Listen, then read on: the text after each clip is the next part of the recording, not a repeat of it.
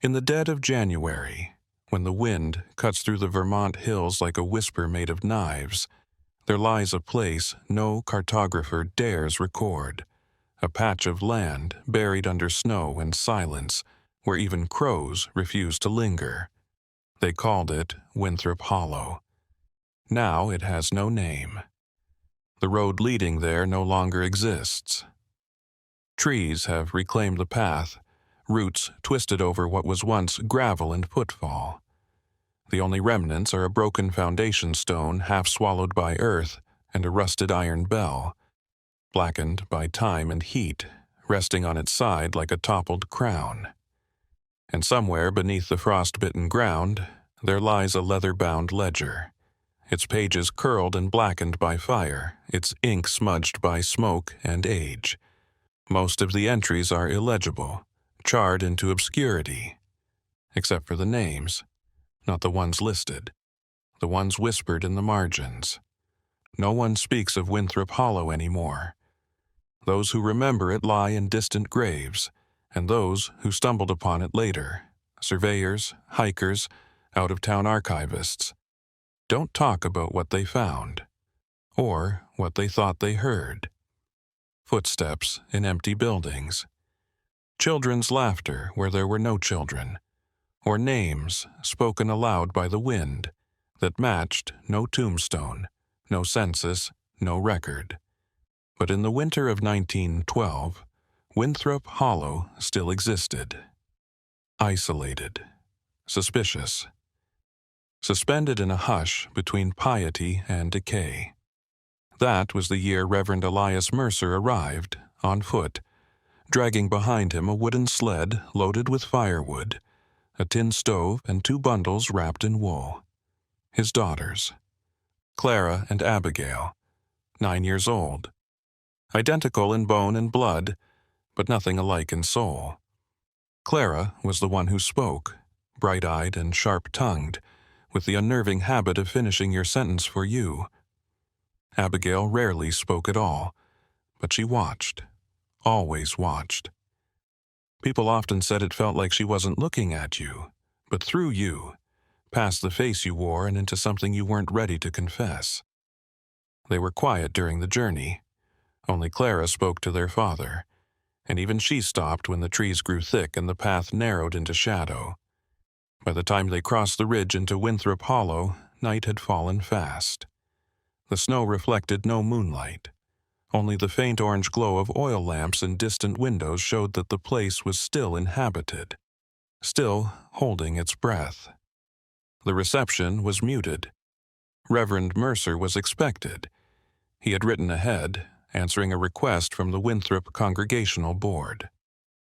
Their former pastor had disappeared 2 winters prior, lost in the snow during what they claimed was a routine supply trip to Bar.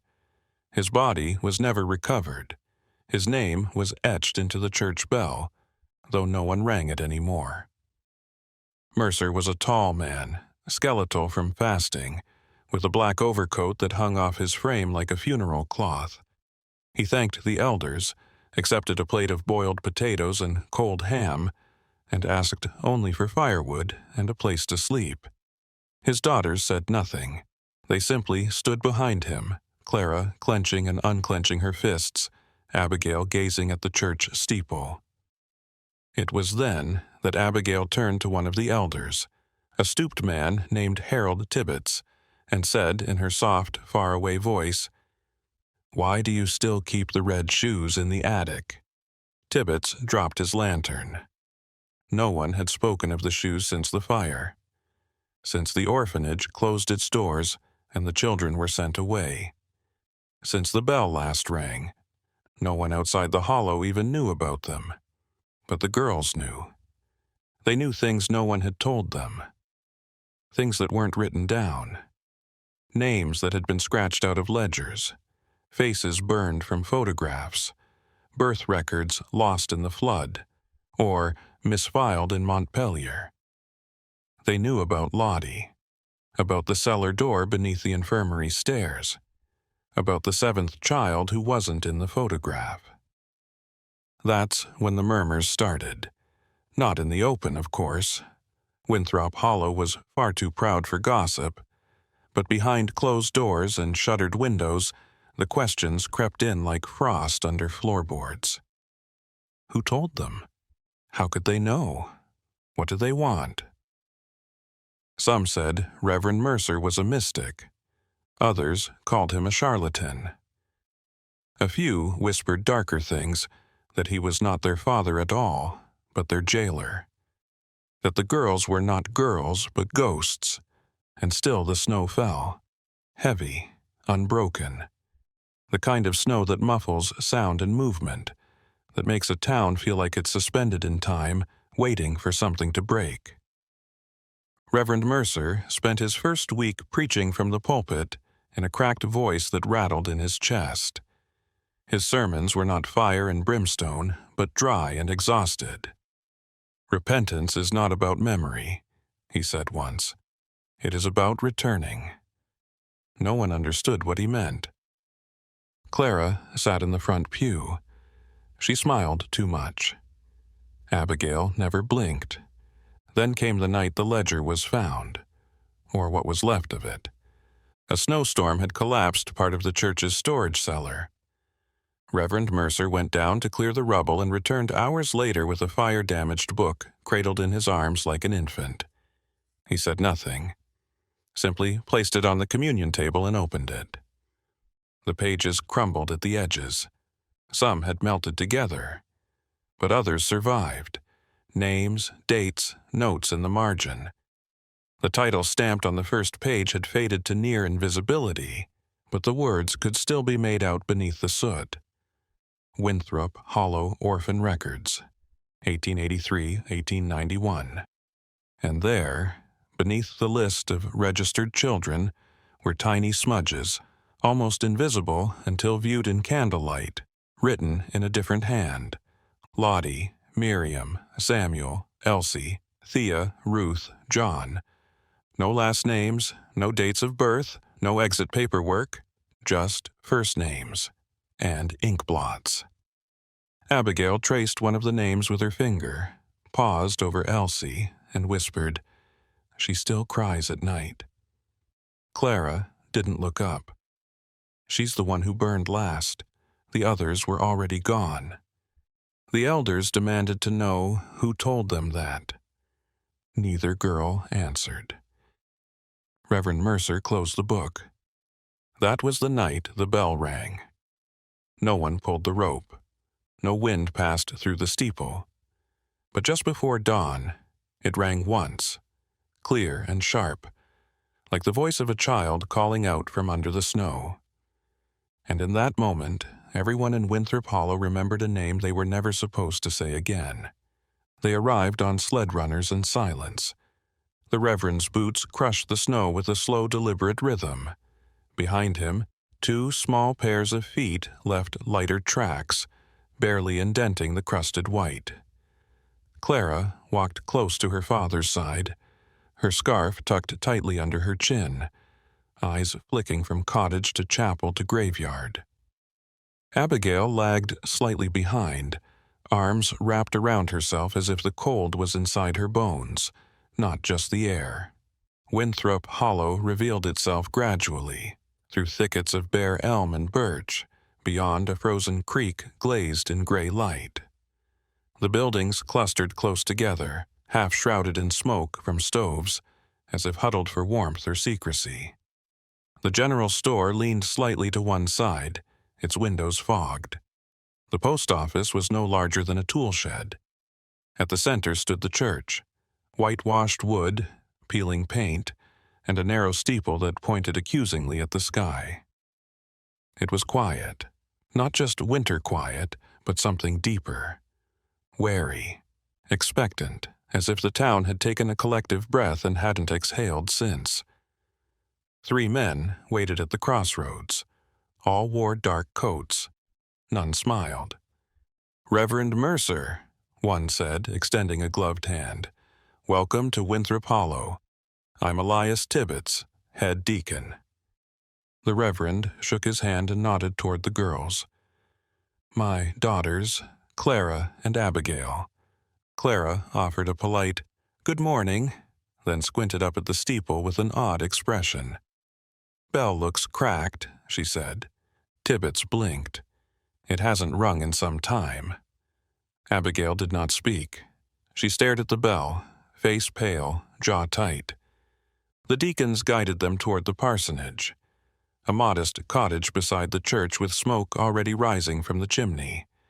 Someone had prepared for their arrival. The stove was hot, the table set, a loaf of brown bread, and a pot of bean stew steaming faintly. "It's humble, but warm," Tibbets said. "We're grateful you answered our letter." The Reverend removed his coat and laid it over the chair. "The Hollow's reputation precedes it," he said. "But I go where I'm called." Clara examined the framed embroidery over the hearth. "Blessed are the pure of heart." She smirked. "That's not what Mama used to say." "Clara," Mercer warned gently. Tibbets didn't ask. He simply nodded once, took a step back and said, "We'll let you settle in. Sunday service is at 9 sharp." They left. By dusk, the town seemed to shrink into itself. Windows glowed amber. Doors bolted with quiet finality. The snow began again, soft, persistent. Clara explored every inch of the cottage, pulling open drawers and peeking behind curtains. "It's small," she said. "Cozy, though. Feels like a place that keeps secrets in jars." Abigail hadn't moved since they entered. She stood by the window, unmoving, her breath fogging the glass. "The bell's wrong," she said softly. Clara turned. "It's just a bell." "No," Abigail whispered. "It remembers." Later, while their father unpacked books and lit the oil lamp, Abigail asked quietly, "Why did we come here?" He didn't answer right away. Instead, he placed an old leather-bound Bible on the table and opened it, not to scripture, but to a blank page near the back where he kept his own notes. "We came," he said, "because Winthrop Hollow asked for light." Abigail's voice barely rose above a breath. "But they're afraid of it." The next morning, the Reverend visited the church alone. The twins remained in the parsonage. Clara played with a wooden puzzle box from her mother's belongings. Abigail sat on the floor, cross-legged, eyes closed. The sanctuary was dim, dusty, cold. The pews sagged in places. The pulpit leaned slightly to the left. Behind it, the great rope that once rang the bell dangled stiff and lifeless. The Reverend ran his fingers over the wooden altar, grooved, time-worn, a dark stain at the corner long faded but not forgotten.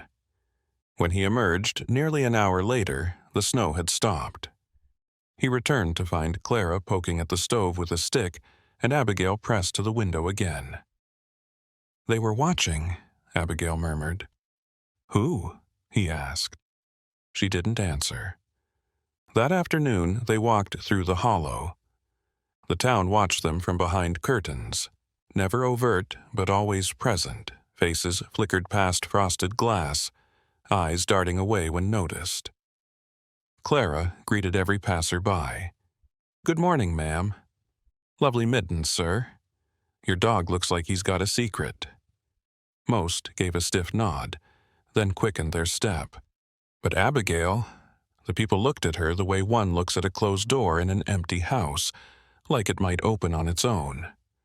By the time they reached the church again, the sun had started its descent.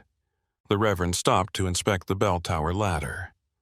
Clara hummed beside him, tracing her boot in the snow. Then Abigail screamed. It wasn't loud, it wasn't high-pitched, but it was wrong. It scraped the air like metal tearing. Her hands clamped to her ears and she collapsed onto her knees, face twisted in terror. Clara dropped to her side. "Abby, what is it? What did you hear?" Abigail's mouth moved without sound. Her whole body trembled. The Reverend knelt beside her. "What is it?" Tears streamed down her cheeks. though her eyes were wide open, unblinking. Her head tilted slightly like she was listening. Then, in a voice not her own, low, hollow, strangled, she whispered, "It rang for us." "What did?" Clara asked, breath caught in her throat. Abigail raised her hand slowly, trembling, and pointed toward the steeple. "The bell." The Reverend looked up. It had not rung. The rope had not moved. No sound had pierced the air. And yet Abigail had heard it. And whatever she'd heard, it wasn't calling the faithful. It was remembering the lost. That night she would not speak. Not to her sister, not to her father. She lay in bed with her eyes open, staring at the ceiling. Her lips moved now and then, but no words emerged. Clara stayed awake beside her, trying to hum the tune their mother used to sing, but Abigail never closed her eyes. Just after midnight, Clara sat up sharply. Something had creaked above them, a step on wood. They were alone in the parsonage. The attic had been locked for decades.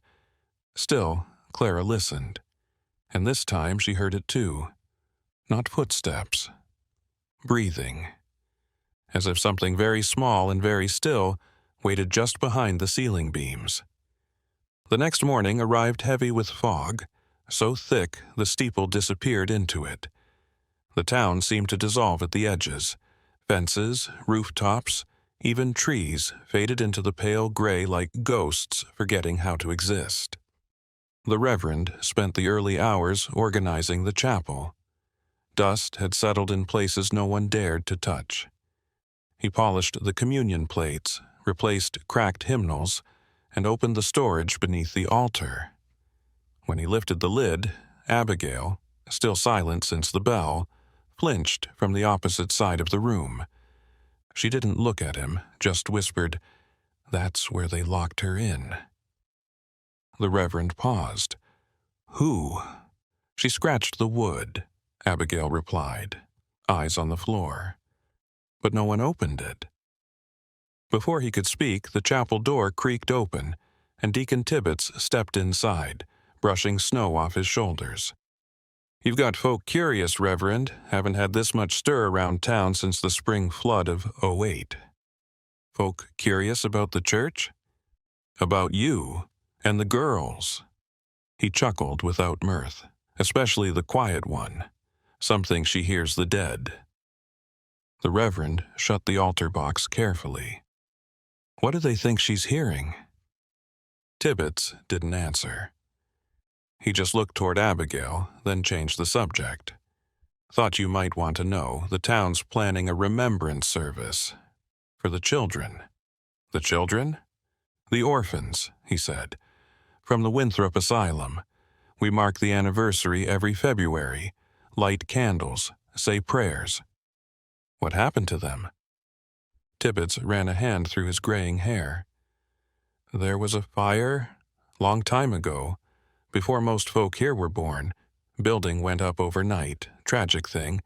Not everyone got out." "How many died?" "7. A pause. "Officially." Reverend Mercer nodded. "I'd like to see the place." The deacon's jaw tightened.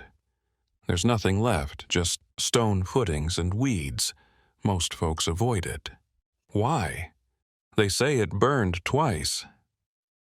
The Reverend waited. Tibbets leaned in slightly.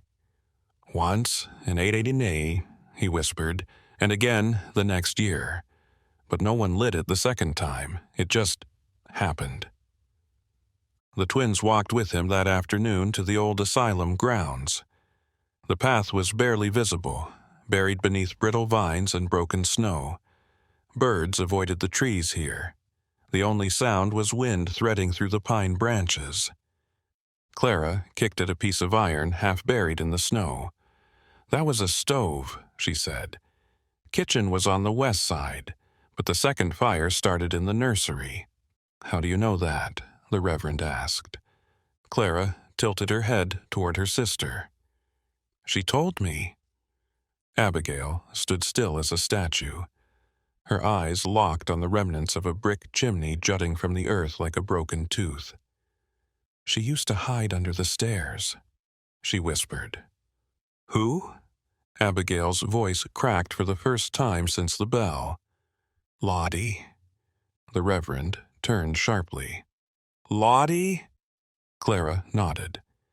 "No one talks about her, but she was here." The wind shifted.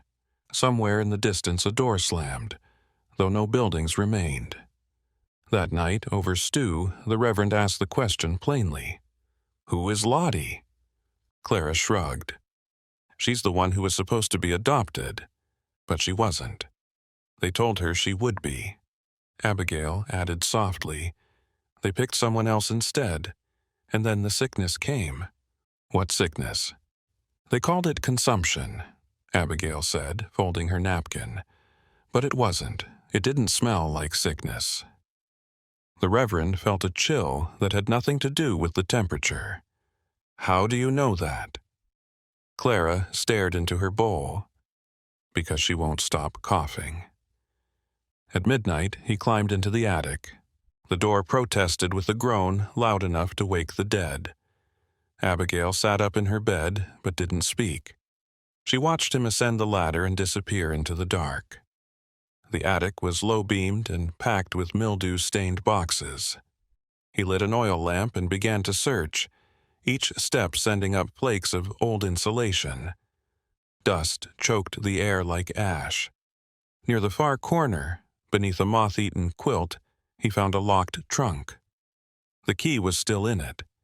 Inside, papers brittle with age, envelopes addressed to names he didn't recognize, dozens of photographs, some formal, others candid. All children.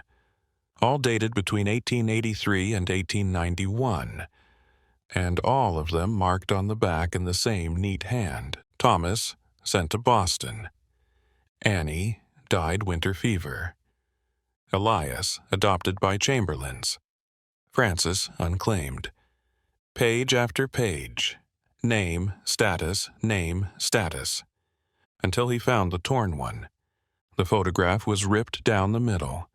The name on the back, Lottie, was circled twice in black ink. No note, no status, just a faint smudge of ash along the edge. Beneath that, he found a roster. Winthrop Children's Asylum, January 1889. 22 names listed, all in the same hand. At the bottom, in faded red pencil, someone had written, "Only 15 accounted for after the fire." The next day, Clara waited at the back of the sanctuary while her father prepared his sermon. Abigail stood facing the altar, unmoving. "Who was Lottie's mother?" Clara asked suddenly. The Reverend turned. "There's no record of a mother. She was left at the gates, according to the files." Clara shook her head. "That's what they told her, but it's not true."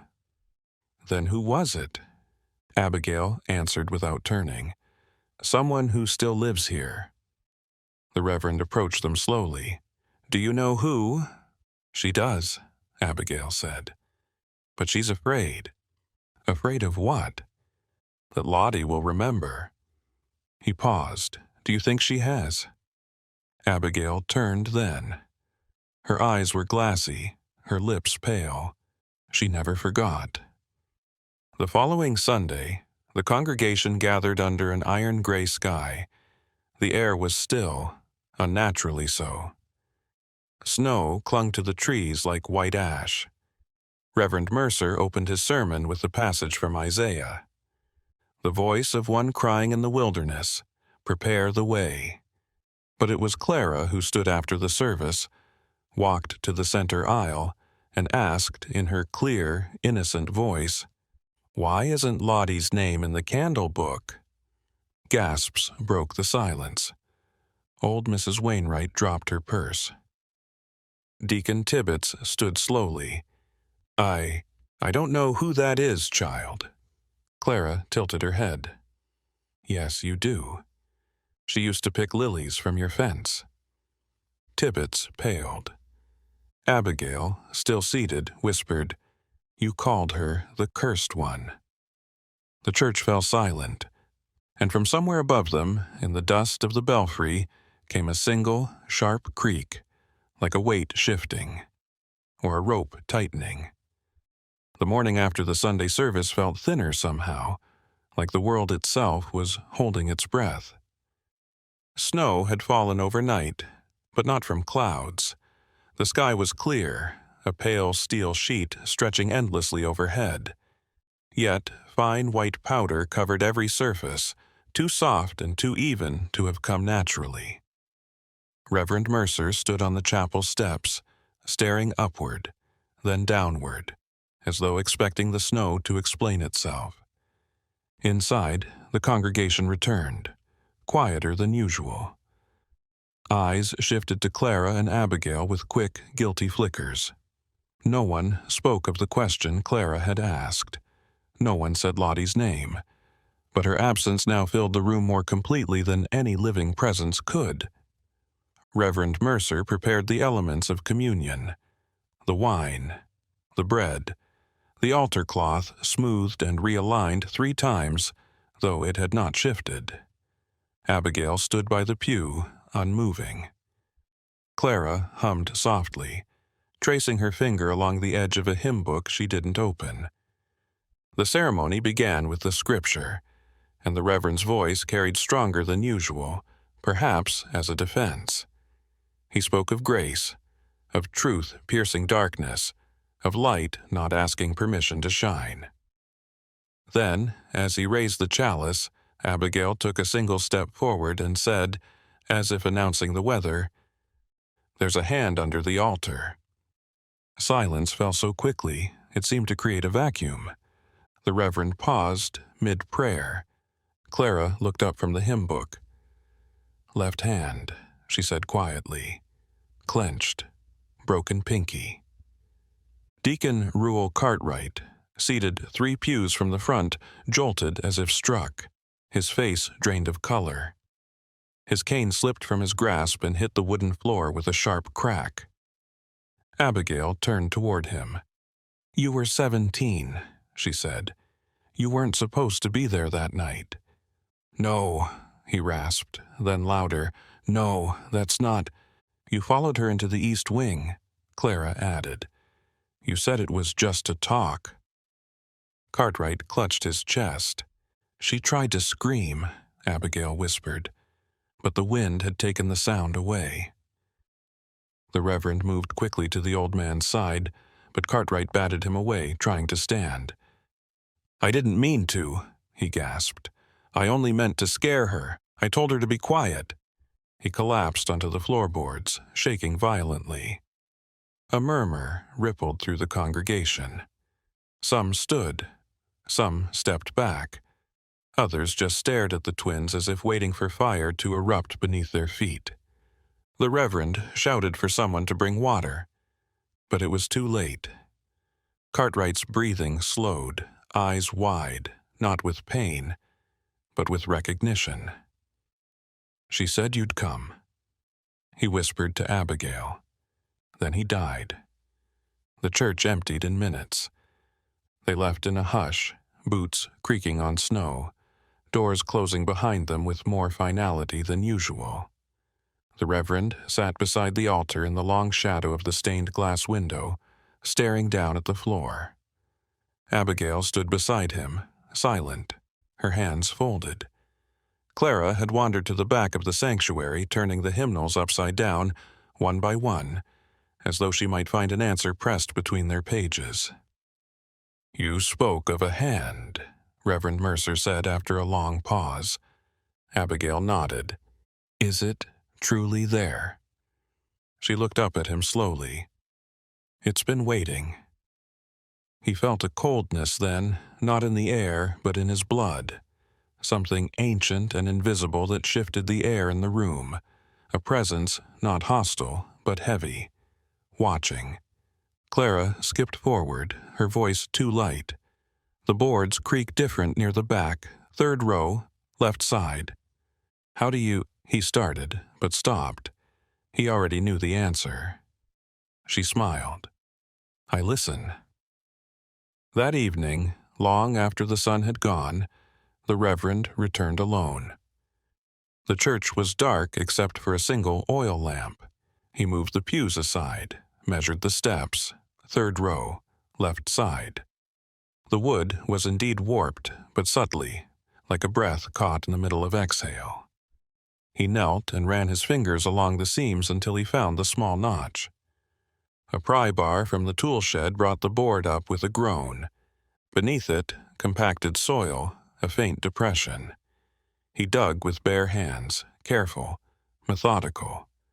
3 inches down, his fingertips struck something hard. He pulled it up into the light. Bone, curved, delicate, a hand. The pinky was broken, healed at a strange angle. He staggered backward, dropping the oil lamp. It sputtered in the dirt, but didn't go out. Then he heard movement. Not footsteps, not breathing, just pressure. A sense of being in company. He turned. Abigail stood at the sanctuary door. "You don't have to dig the rest," she said softly. "She's already free." "Who?" he asked. She tilted her head. "The one they forgot to bury. She waited long enough." Word spread fast the next morning, though no one admitted to being the first to speak it. A hand, beneath the altar, found by the new reverend, linked to the deacon who collapsed. Whispers became certainty before sunrise, but still, no one said Lottie's name. Instead, they visited the church that afternoon, one by one. Not for service, not for prayer, but in quiet pairs or alone, standing outside, staring up at the steeple like it might accuse them. Some cried. Some whispered into cupped hands. None entered. The Reverend watched from the window of the parsonage, arms crossed. "They're not here for forgiveness," Clara said behind him. "No?" "They're here to make sure no one else is buried wrong." He turned to her. "Do you know how many?" She shrugged. "Not yet. Abigail hears more at night." "Are they all from the fire?" "No," she said. "Some were before." That night, the twins shared a bed. Abigail hadn't spoken in hours, only hummed the same 3-note tune over and over again under her breath. Clara lay awake, staring at the ceiling. "I think he knows now," she said. Abigail didn't answer. "I think Daddy's starting to see it." Still silence. Then, quietly, Abigail whispered, "He wants to believe we're guessing." Clara turned to face her. "Aren't we?" Abigail still shook her head. "We don't guess. We remember." Reverend Mercer sat at his desk past midnight. The torn photograph of Lottie lay beside an open journal. Ink dried in the pen before he could write a word. He thought of Cartwright's face, not afraid, not even guilty, just expecting, as if he'd seen her face every night since. He opened the Bible to a page near the middle. Pressed inside it was a small, smudged name card. Charlotte Emmeline Voss, age 9. No date of death, no burial record, only a fingerprint. And underneath it, written in an unsteady hand, she said she'd return when the bell rang twice. He closed the Bible slowly. Outside, somewhere beyond the frost-laced window, a low metallic groan filled the air. Once. Then again. They began to speak names no one remembered. Because they were never supposed to. It started at the breakfast table. Clara chewed a piece of rye toast and looked up from her plate. "Micah used to keep honey under his pillow," she said matter-of-factly. "He said it stopped the bad dreams." Reverend Mercer lowered his coffee cup slowly. "Micah who?" Clara shrugged. "Just Micah." Abigail, seated across from her, dipped the edge of a napkin in ink and pressed it against a torn piece of paper. As the ink bled outward, she began sketching something in slow, measured lines. The Reverend reached for his journal and turned to the list he'd begun compiling from the church's archives. There's no Micah on any of the orphanage rolls. Clara popped a grape into her mouth. He wasn't supposed to be there. He ran away from Bar. They hid him in the infirmary, gave him a different name. The Reverend looked to Abigail. What was the name? She didn't speak, just added another small X to the map she was drawing. By noon, the list had grown. Micah, Inez, Caleb, Dora, Seth, Lillian, Obed, Emery, Nettie, Aaron, Joseph. 12 names, none in the ledgers, none in the cemetery. Abigail slid the map across the table to her father. It was detailed, the entire churchyard sketched in exact proportion, rows of trees, gravestones, and an outer ring of fence posts. But outside the fence, near the western edge where the ground dipped into a grove of black pines, she'd drawn more X's. 8 of them. Scattered, uneven. Graves? He asked. She nodded once. Outside the consecrated line? They weren't buried, Clara said. They were hidden. The Reverend brought the map to Elias Tibbetts that afternoon. The deacon sat hunched in a wooden chair, carving slivers of apple with a penknife. Those girls are stirring ghosts, Tibbetts muttered, when Mercer laid the paper down. They're stirring something, but I don't think it's ghosts. Tibbetts glanced at the X's. That area was never part of the cemetery. But something's there, Mercer said. My daughter says she can feel them when she walks past. The deacon shook his head. Feeling things ain't the same as knowing. Mercer leaned in. Do you know the name Micah? Tibbetts flinched. What about Inez? Seth, Lillian? Silence. Then a tremble in the old man's jaw. We did what we could, Tibbetts said finally. The sickness came fast. There weren't enough coffins, and the ground was too hard to dig deep. Why weren't they listed? Tibbetts's voice cracked. Because they weren't supposed to be there. Some weren't legal wards. Some were dropped off at night. No paperwork, no names, just faces. So you buried them like animals. No, he said. We prayed, we lit candles, but it was winter. There was fear. Fear of what? The state, the church, the neighbors. We thought the fire would cleanse it. We didn't know. He stopped. Mercer narrowed his eyes. Didn't know what? Tibbetts swallowed hard. That someone would remember. That evening, the Reverend stood at the pulpit, looking out at the half-lit church. Empty pews, faded hymnals, the kind of silence that only follows truth. He turned to Abigail, seated on the front row. Why now? He asked. Abigail looked up slowly. Because the bell rang. The bell that hasn't rung in 20 years? She didn't answer. Clara, seated beside her, swung her legs back and forth. You know who locked them in, don't you? Mercer's breath caught. What are you talking about? Abigail's eyes drifted to the floorboards beneath the pulpit. The infirmary was locked from the outside. They said it was for quarantine, but it wasn't. Clara added, she said it was punishment. Mercer's voice lowered. Who said? Lottie. The name struck the air like a hammer on cold iron. The shadows in the sanctuary deepened. That night, Mercer knocked on the door of the town's oldest living resident. Elder Samuel Weathers, nearly 90, half-blind, but still sharp in speech. He sat in a rocking chair with a blanket over his knees and a long-forgotten Bible on his lap. Weathers squinted as Mercer entered. You're the new preacher. Yes, sir. You bring those girls with you? No. The old man sighed. Shame, I liked the quiet one. Mercer sat down across from him. I need to ask you about the fire. Weathers chuckled. Which one? Mercer didn't smile. The first. The rocking stopped. The old man stared into the hearth. You were the custodian, weren't you? Weathers nodded. Do you remember the children that weren't on the books?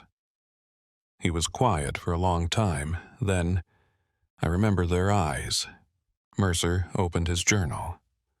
Micah, Dora, Obed. They were left on the steps in rags, Weathers interrupted. Some were sick, some weren't. But we couldn't take them all in, not officially. No room, no funds, so they stayed in the infirmary. Mercer's voice tightened. And when the fire started? I tried to open the door. His eyes welled with tears. I swear I did, but the key was gone. Someone had taken it. Who? He shook his head. Mercer leaned forward. My daughters say Lottie remembers you. The old man's face collapsed. I told them it was punishment, he whispered. I told them the sickness was God's wrath, and if they wanted to be saved, they had to pray. And you locked them in. He trembled. I didn't mean to leave them. I thought someone else would come. But no one did. Weathers nodded slowly. Only the smoke. That same night, Abigail returned to the map. She added 3 more X's, not near the fence, not even in the cemetery. She marked them in the woods. Reverend Mercer found her kneeling on the floor, ink staining her fingertips. These aren't orphans, he said, noting the location. No. Then who? Clara entered the room behind them, a folded piece of paper in her hands. They're the ones who tried to hide it. Abigail whispered, but the Hollow never forgets. By dawn, word spread again. Names no one remembered. Graves no one claimed. Secrets no one confessed. But the map did not lie, and neither did the cold ground. The churchyard fence was extended that week, not by decree but by quiet consent. A gesture of recognition, not forgiveness. No ceremony, no headstones. Just fresh earth and new silence. And in the early light of morning, one man, former Deacon Elijah Raines, was seen placing a single wooden cross at the base of the oldest pine tree. No name on it, only a carving, "Forgive us." From the hill above, Abigail watched. Clara held her hand. Will they? Clara asked softly. Abigail didn't respond. The wind moved through the trees like breath, and from somewhere beyond the ridge a girl's laughter echoed once, then vanished into snow. The dreams began as whispers. Abigail was the first to stir. Short breaths, murmured names, fingers twitching against the blanket. Clara would wake to find her soaked in sweat, eyes fluttering beneath closed lids as if chasing something far away and long ago. But by the third night, Clara began to dream too. And when they woke, neither asked the other what they had seen. They already knew. They sat in the parlor just before dawn, wrapped in blankets, their hands stained with charcoal and ink. Abigail drew. Clara spoke.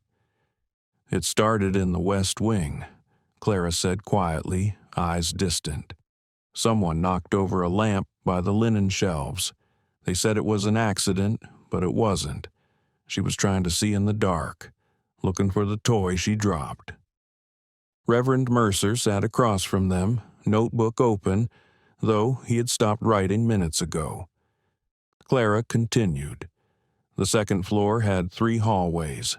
Most people thought there were 2, but there was a third, a service corridor behind the nursery wall. It connected to the attic stairs. Abigail tapped the corner of her drawing. Here. She had sketched the layout with precision. Bedrooms, infirmary, stairwell, narrow passages no one remembered. The ink was smudged, but the shapes were clear. "No blueprint shows this," the Reverend murmured, turning the drawing slowly. "The only surviving plans from the county archive—" "They're wrong," Clara interrupted. "Lottie said so." That night, both girls screamed in unison. The Reverend rushed to their room, lantern swinging in his hand. The flame cast long shadows on the walls, and for a moment he thought he saw other figures moving beyond the light, small, hunched, shivering forms pressed against the corners. Abigail sat upright, panting. Clara was crying quietly, fingers curled into the bedsheet. "They couldn't get out," Clara whispered.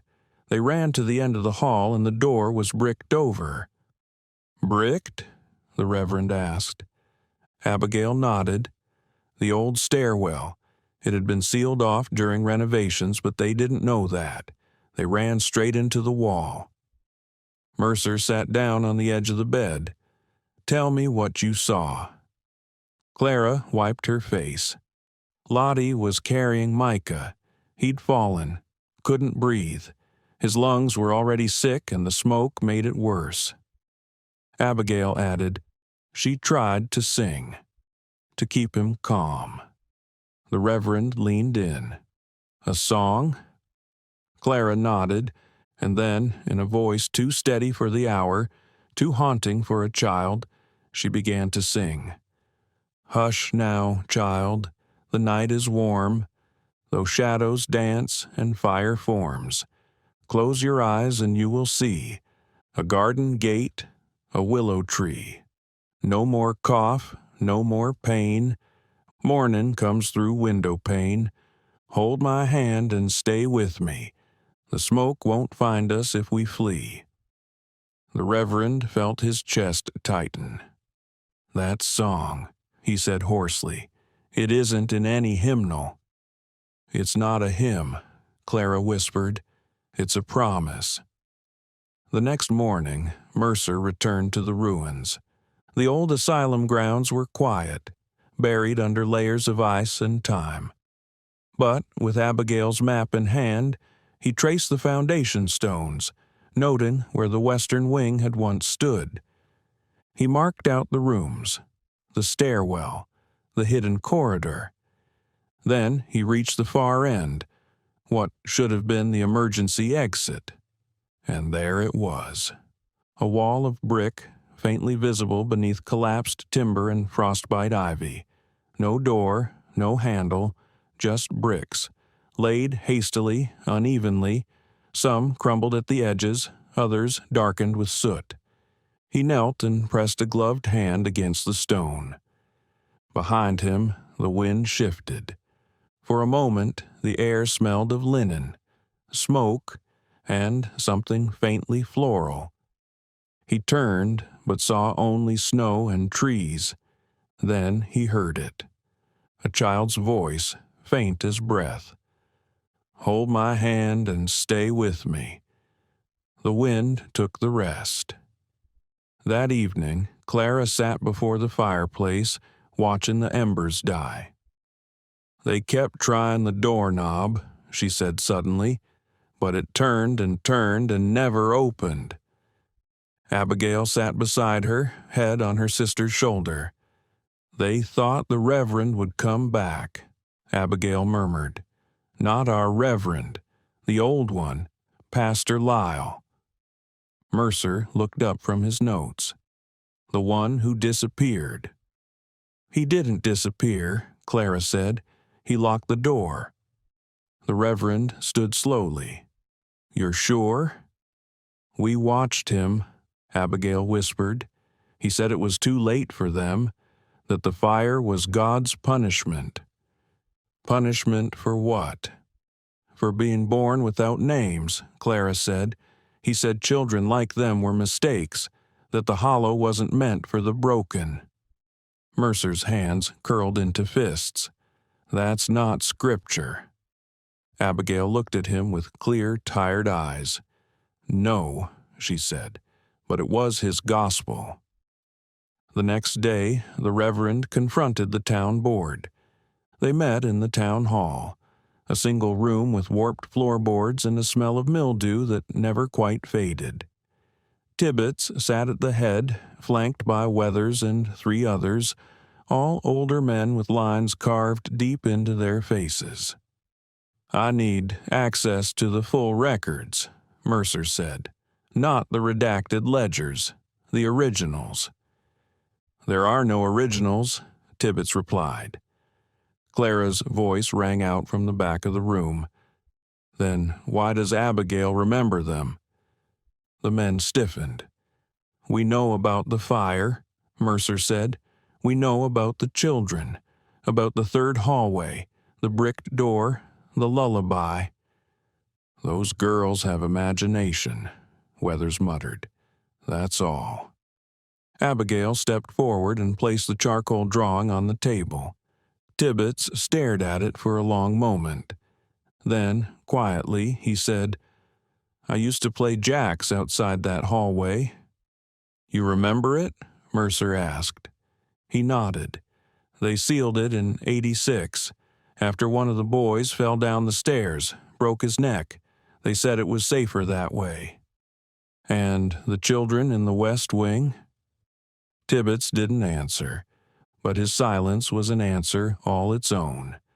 That night, the wind carried the scent of ash again. Abigail awoke first and stood by the window, staring at the steeple. "Do you hear it?" she asked. Clara stirred. "The song?" Abigail shook her head.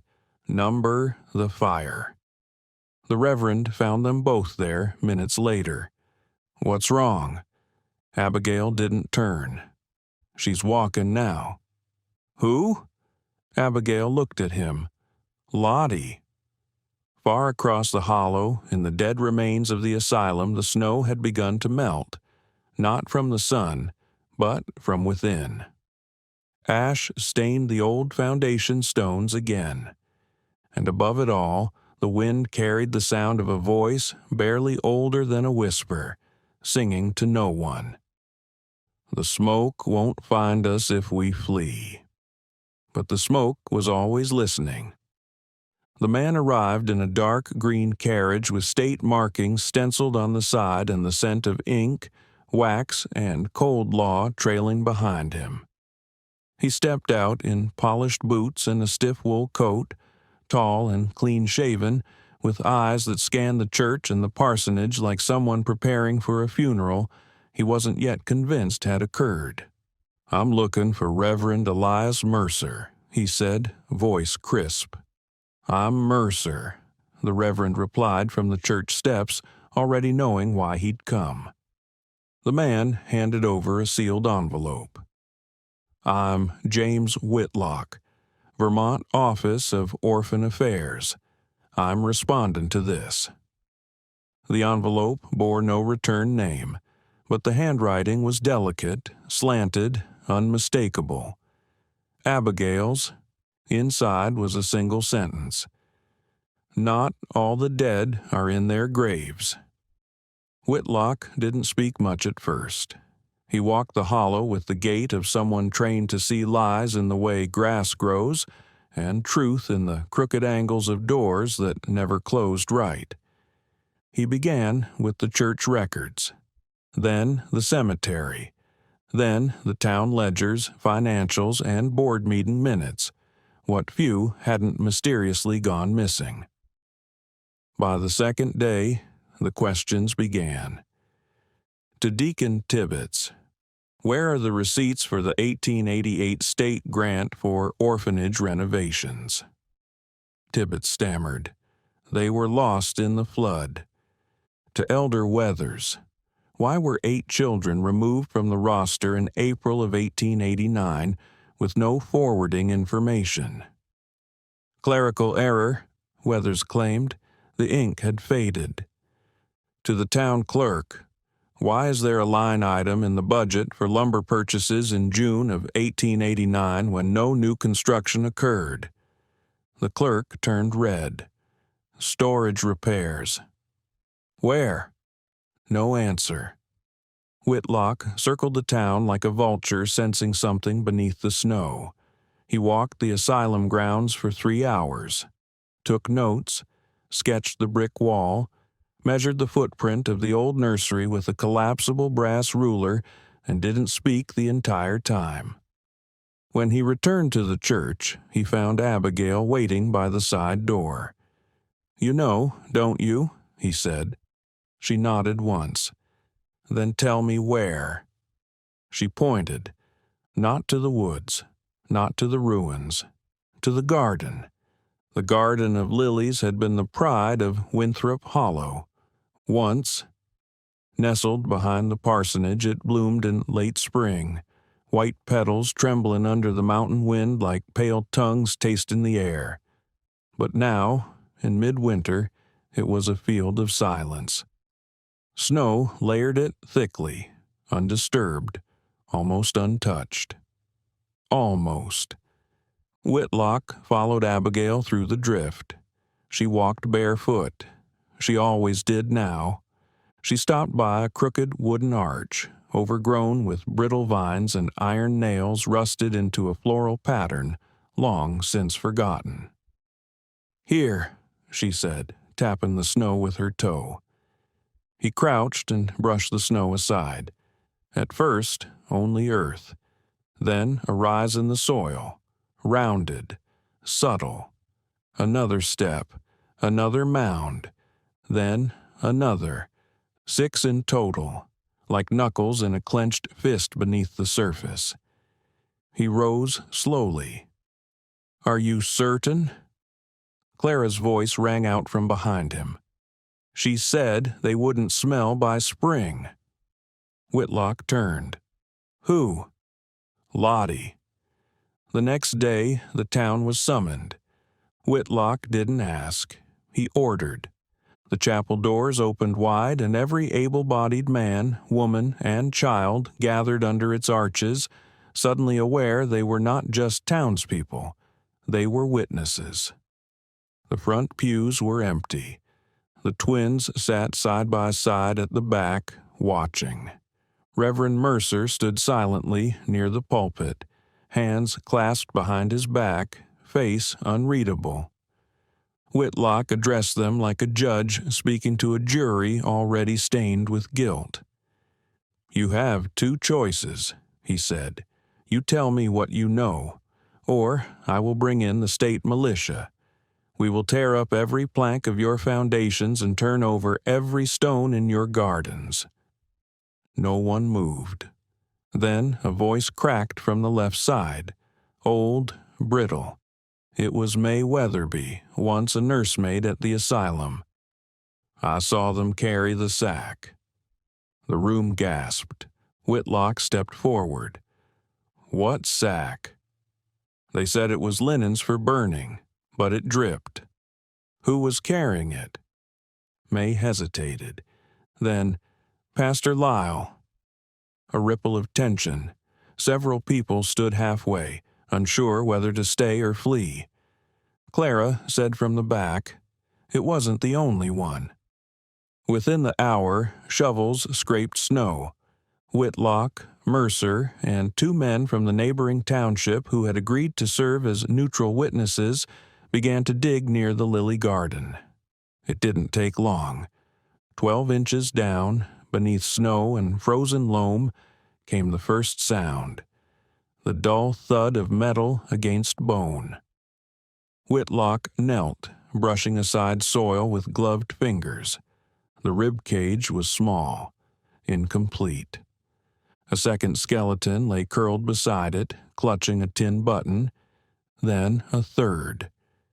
And in that one's jaw, lodged between 2 teeth, was a glass bead, violet in color. "Micah," Clara whispered. Whitlock stood slowly.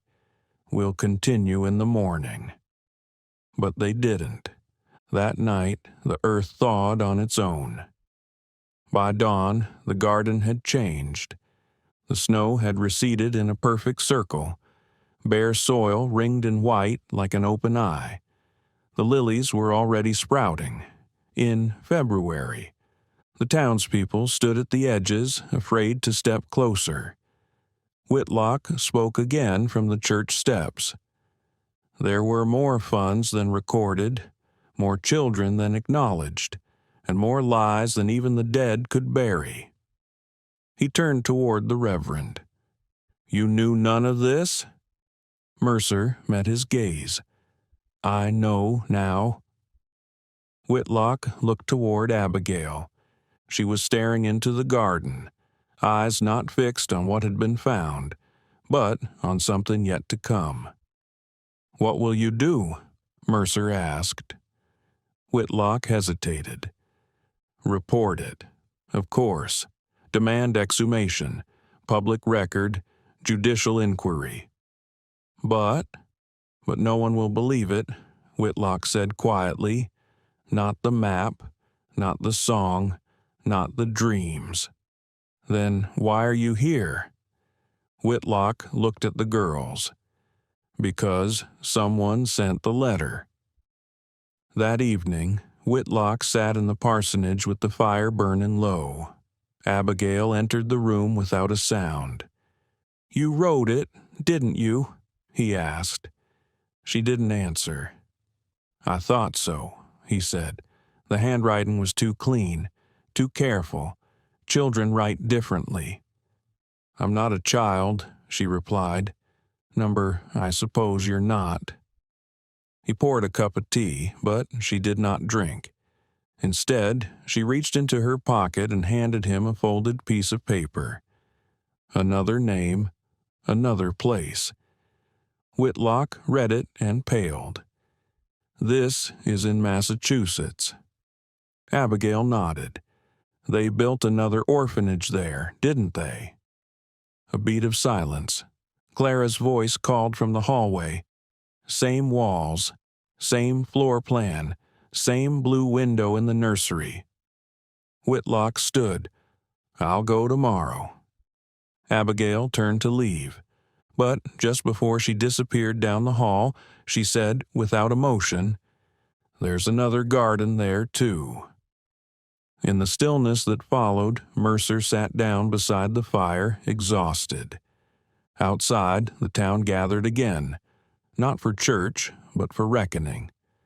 They stood around the circle of thawed ground as if unsure whether to mourn or pray or confess. The lilies had bloomed. 12 white flowers, 12 graves. But there were more, always more. And somewhere in the bones of another town, the ground was already listening. The church bell rang for the first time in decades. It echoed down the hills, over the snow-draped fences, through window panes warped with age. Each toll sounded less like a call to worship and more like a reckoning, ancient and metallic, like rusted iron scraping memory. The townspeople came anyway, slowly, one by one, not out of duty, not out of habit, but because silence had become unbearable. Truth, too loud to ignore, had clawed its way up from the earth, and now stood before them in the form of 2 pale children, quiet as tombstones, and a reverend who could no longer pray without shaking. The pews filled with stiff coats and wet boots. Breath fogged the air inside the chapel. Reverend Mercer stood at the pulpit, his Bible unopened, his notes unread. Behind him, the stained glass glowed dim with winter sun. The lilies outside were still blooming, defiantly, unnaturally. "Thank you for coming," he said, voice low, uncertain. No one spoke. He looked down at his hands, then at the faces, lined, worn, hardened by snow and decades of silence.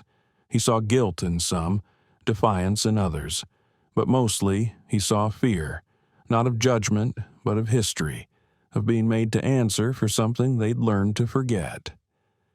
Then Clara stood up from the front row, small, barely 9 years old. Yet, when she walked to the center aisle, the floorboards quieted beneath her as if the building itself dared not interrupt.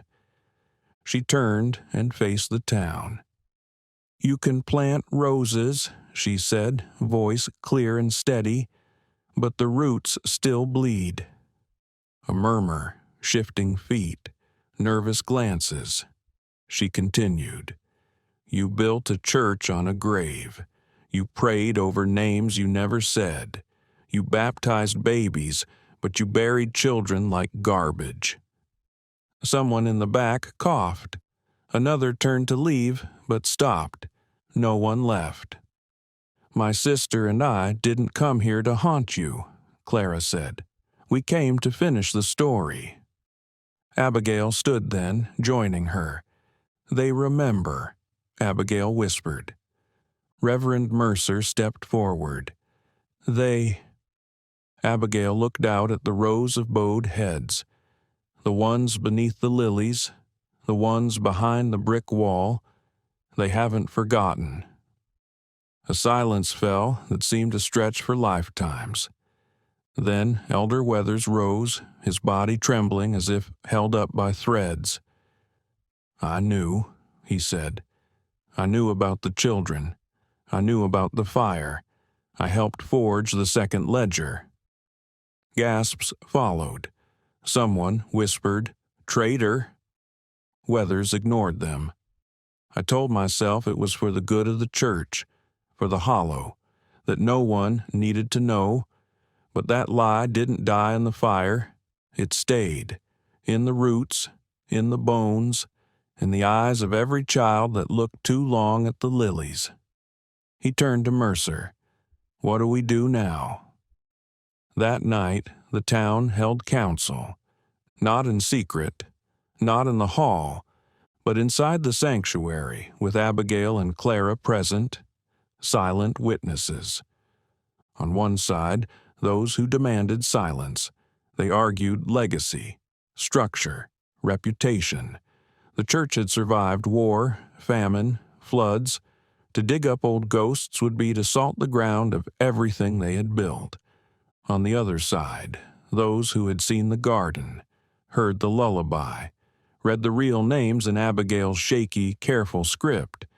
They knew the past hadn't died. It had simply waited, patient and buried. Reverend Mercer stood in the middle. He was not a man used to indecision, but now he felt split down the middle. Father and preacher, guardian and herald.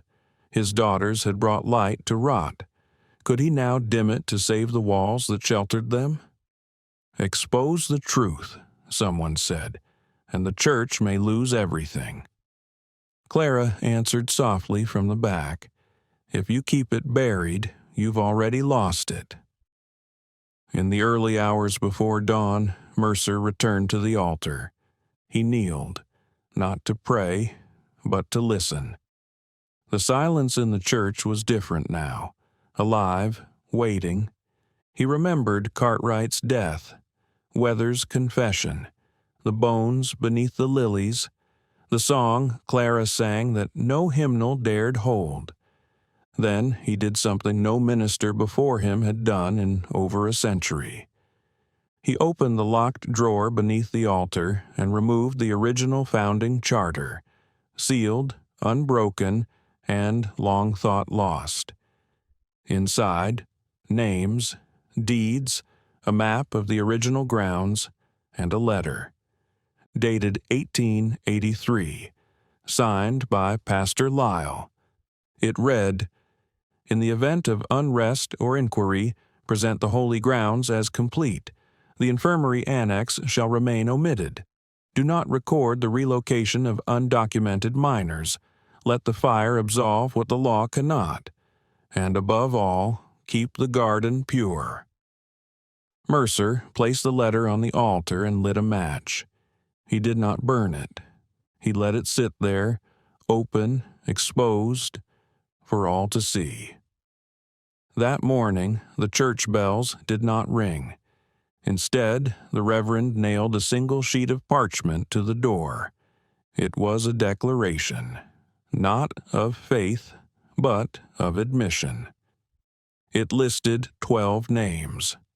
Below them, it read, and others known by God, unknown to us.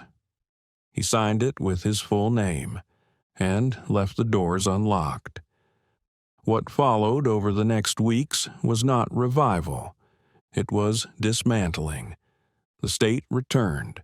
Investigators cataloged bones. Forensics teams arrived. Journalists circled. The garden was sectioned off with twine and posts. Bodies were moved with care. Names read aloud in soft voices. The town lost its charter. The church lost its tax status.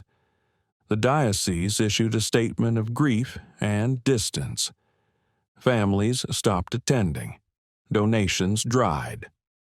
The Hollow became a name spoken with either shame or awe. But still, the lilies grew. Still, the girls walked barefoot in the frost. Still, people whispered of a light that now flickered behind the stained glass each night at the same hour, though no one lit it. Reverend Mercer watched it all from the window of his study.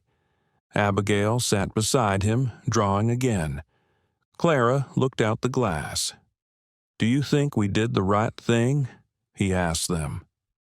Clara didn't turn. "Would it matter if we didn't?" Abigail whispered, "She's not angry anymore." "Lottie?" She nodded. "But she's not finished." Mercer closed his eyes.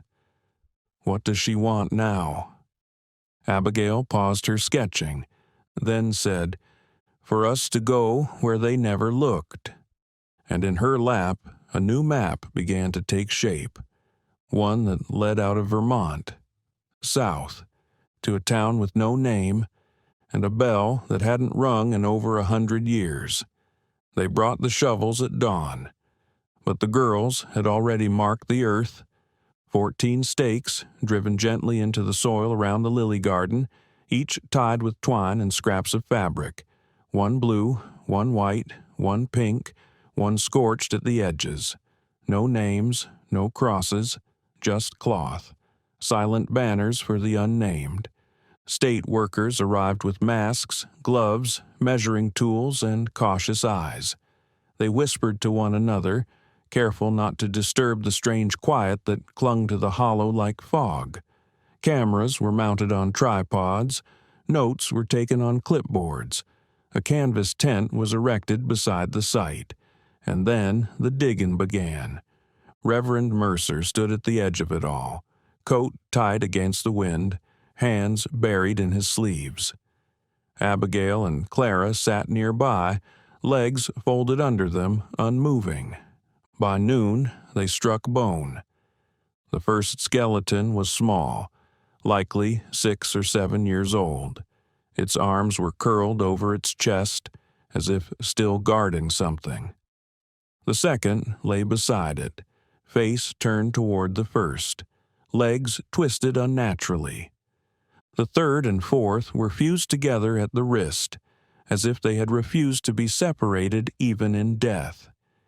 Each was catalogued, photographed, measured. Then came the fifth. It was deeper than the others, slightly older, the jaw wider. A locket still clung to the collarbone on a rusted chain. The forensic worker called Whitlock over. "We've found something." He brushed away the soil with a soft bristle brush, revealing the oval pendant. It took nearly an hour to clean. When they opened it, inside were 2 things: a scrap of paper, long decayed, unreadable, and a name, etched into the inner lid in the shaky, uneven letters: Lottie. The crowd hushed. Even the wind seemed to pause. From the edge of the garden, Clara whispered, "She stayed with Micah." That night, the remains were placed in cedar boxes, each lined with cloth. They were not buried again. They were named. Abigail provided the names she had seen in dreams. Clara confirmed each with eerie confidence. Some the town recognized. Others were entirely new. When Whitlock asked how they knew, The girls answered only, "Because they remember." Elder Samuel Weathers, who had until then remained silent, approached Reverend Mercer late that night. His hands trembled as he climbed the steps of the parsonage, eyes wide with something deeper than guilt. He did not ask to come in. He simply began to speak. "We told ourselves it was mercy." Mercer said nothing. The winter was too cold. There were too many mouths. The funds had dried up after the lumber theft. No one wanted more mouths to feed. So when the sickness came, we let it. The words hung in the air like frost. Weathers clutched the rail. We closed the doors. We told them to pray. We promised the Reverend would come back, but he never did. Mercer stared at him. "Why?" "We thought God had left," Weathers whispered, "so we became the punishment ourselves." The next day, the bell rang one last time. Clara and Abigail stood in the steeple, alone. No one knew how they had gotten there. The door had been locked for years, but the rope swayed, and the clang rang out once, then again and again, 14 times, one for each child. Then the bell cracked, clean down the center from lip to yoke. It never rang again. The town changed. Not all at once, not in ways most would notice, but it changed. The church closed its doors for the last time that spring. The altar was removed. The stained glass window was packed and sent to the diocese, who refused it. The pews were auctioned. The cross above the door was taken down.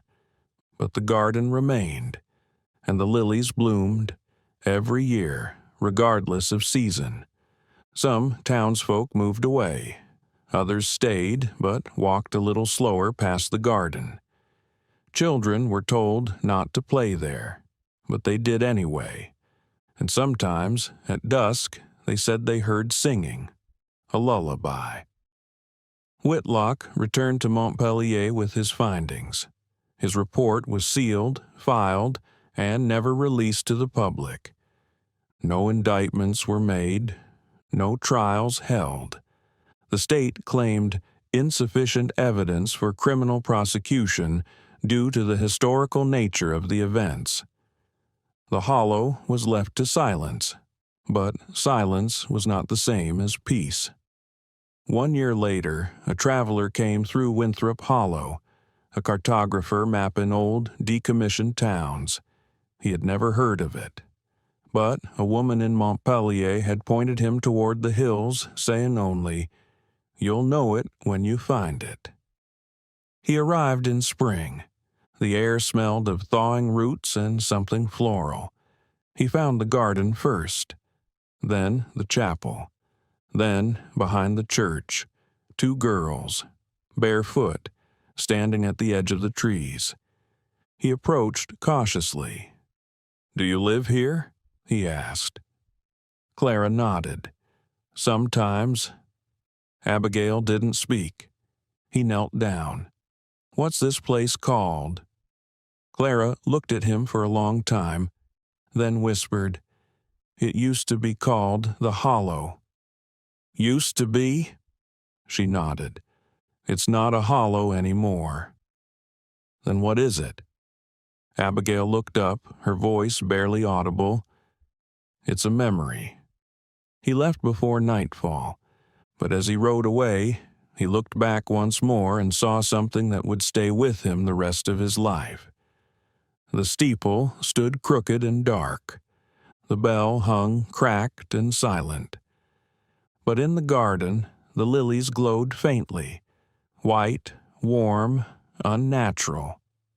And for a brief moment, he swore he saw the petals move in rhythm, as if swaying to a song no one else could hear, a lullaby that had survived fire, ash, and silence.